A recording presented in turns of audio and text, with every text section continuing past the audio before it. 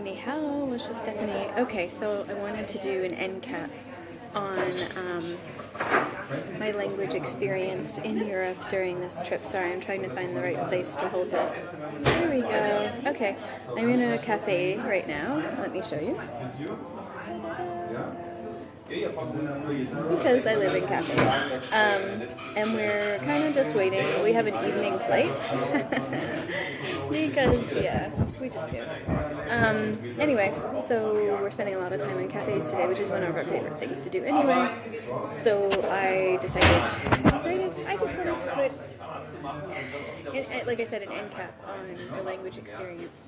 So let me think. At the beginning of the trip, I was studying really hard for a few weeks. Actually, for at least half, I'd say about 60 or 70% of the trip, I was studying pretty hard with the reading book that I had. And then we were in slightly smaller kind of hotels and stuff, and I kind of lost momentum, and I started to get a little bit sick, and so I lost momentum. Totally cool with that. I'm surprised I did any studying during this trip. But what also started to happen while I was working on my Chinese was that I was I was using very, very rudimentary functional Spanish, and that was working, generally speaking. But what I thought was going to be a fruition of my thought love affair with Spain did not turn into a real love affair with Spain.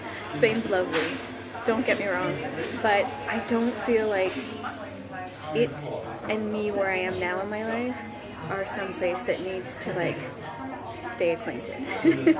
I like thinking of places as people just as much as I like thinking of languages as people. If you've seen a video from months and months ago where I started talking about different parts of the Chinese language as different people. Anyway, I'm diverting. So I thought that using the language, using Spanish, was going to ignite my motivation to keep going with the oral and listening part of Spanish when I got back, so I could work on the visualness of Chinese and the audio-ness of Spanish, and I'd be able to work on two languages at once, which I've never done in my life. But I thought since those were using different channels, that would work well for me. But something happened when we switched over to Berlin, when we flew to Berlin. I really, really had the reaction to Berlin that I thought I would have to Spain. And I know I'm comparing a city with a country. And so what's happened is my motivation is now waning on that. I'm still going to keep going with Chinese, with reading Chinese, but now I'm waning on, do I want to work on, since I don't really want to come back to Spain necessarily. I would never avoid it. Trust me, it's not that kind of experience. It was wonderful. I'm really glad I went. There's amazing stuff and places and people that we experienced, met, and all that kind of stuff, but it's not a place I find myself wanting to come back to multiple times. However, Berlin, at least the 3 days of it that I've seen, because I was sick the first few days, has really, really intrigued me. Can I say this about all of Germany? Don't know. The last time I was in Germany, in more than one place in Germany, was when I was 17, and that's not really something I can base this decision on. But I'm definitely intrigued by Berlin, and I really want to come back here. So it makes more sense for me to study German, which is not a language that sound-wise I really like, but Spanish I really do. But so I'm torn. It's something I'm probably going to think on the parts of the plane ride that I'm awake for today, tomorrow, because it spans a long period of time going back to Shanghai. What do I do? I don't want to do 3 languages. I think 2 is already going to max it out. So do I go with the auditory listening to Spanish language and improve the language that way? Or do I do an auditory approach to German, which would still be using that channel and not interfering with the Chinese reading channel? While knowing that German isn't necessarily a language that draws me in auditorily, but being able to use it when I come back would be pretty awesome. I don't need it in Berlin.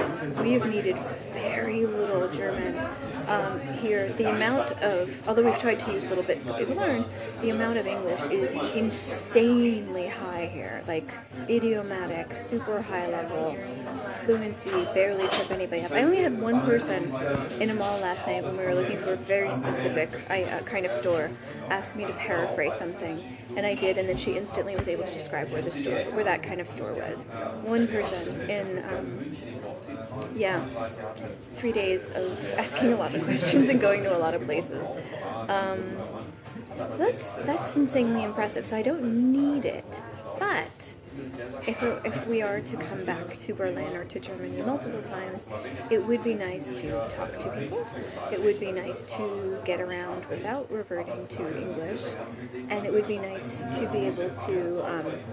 So it seems like the sound writing relationship, and I don't know for sure, but it seems like they seem set. It doesn't seem like there's a lot of weird things that sound like this but look like this, or a lot of exceptions. I think that's what I'm looking for.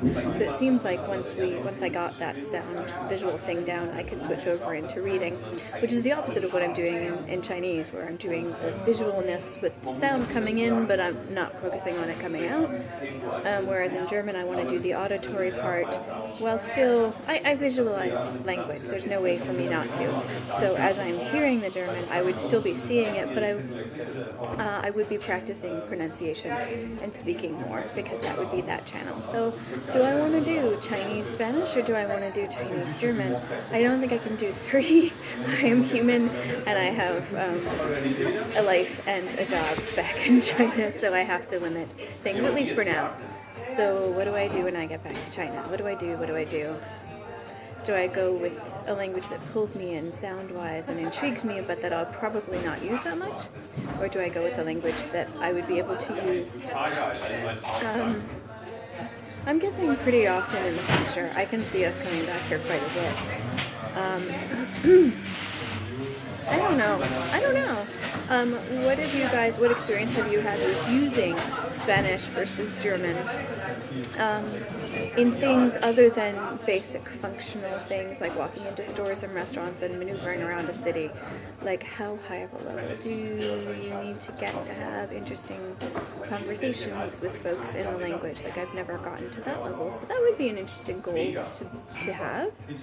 I don't know. I really, really don't know. So this is something I'm pondering, and I probably won't be able to think about it for a few days because my jet lag's gonna be intense. So I just wanted to put this as the endcap of the trip and ponder it on the plane, get some advice from you guys, and see where it goes from there. So thank you for your input. More later, more from the other side. That's the end.